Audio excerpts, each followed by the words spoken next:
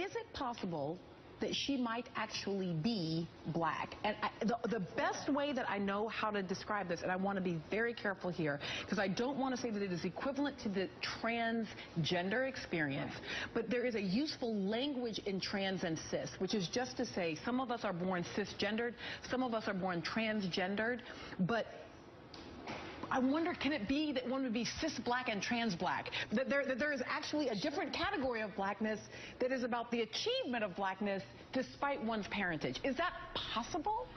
What? What is cis black? Is she saying cis? See, I don't even know what she's saying. Cisgender, cis black? Maybe I'm misunderstanding. But maybe it's a new term created yesterday, and that's why I don't know it. Welcome to Gimme 5.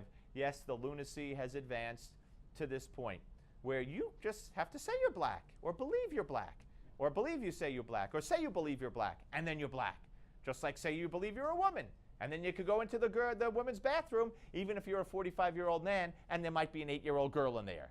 That's the wonderful, inclusive world in which we live. Isn't it fantastic? Here's more. It's absolutely possible. I mean, why not? I mean, I think that one thing that she said that I found so fascinating was she said her identity is multi-layered and that her identity is very complicated and that she didn't expect for people to understand it easily. Okay. Now, understand this woman has quit, the one who claimed she was black and she's really white. She quit the NAACP.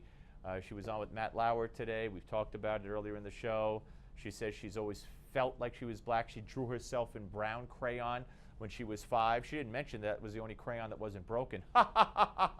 Here's more. I think what she's alluding to is this sort of perhaps, and again, we don't know that much about the story. You know, we need to hear more from her and more of her personal story.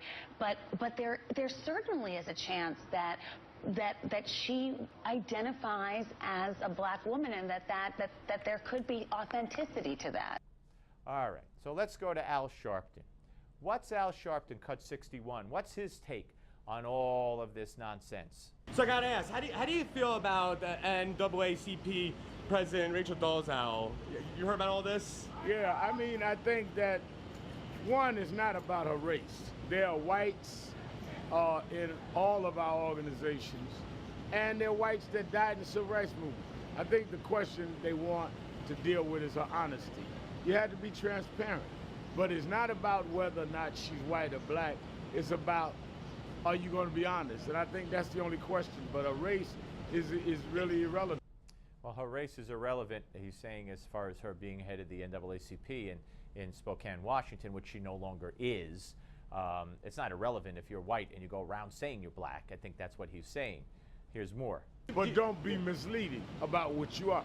If you're fighting for the rights of people, then don't deny the person you are, is the only issue. But for her being white there means absolutely nothing. Is it wrong that her parents are calling her out? Like, how do you feel about that? But then, you know, I understand it's a family dispute. The NAACP has left them put out a statement saying it's a family dispute. You got to ask yourself, why would your mother and father, after all this time, come out and what is that all about? Well, her mother and father don't like to be made fools of when this woman goes around saying she's African American, and her mother and father are not, and they know it, and so they spoke up. Good for them. I would do the same thing. And here's one more from Reverend Al. At one level, you got to say to her, were you misleading us? But another level, Mom and Dad, come on. Are you really going to do this to your kid? Are we going to have this kind of dysfunctional family stuff play out and distract us from real key civil rights causes? Come on, Dad. Come on, Mom. Be the adults here. And you got to ask the question, what is Mom and Dad's motive here? I mean, y'all just noticed she was in the NAACP? I mean, come on, Where you right? been, Mom and Dad? All right, so Al Sharpton's criticizing Mom and Dad, again, trashing the messenger, even though they're telling the truth, even though he is trashing the woman herself a little bit too. Thanks for watching, folks. See you tomorrow.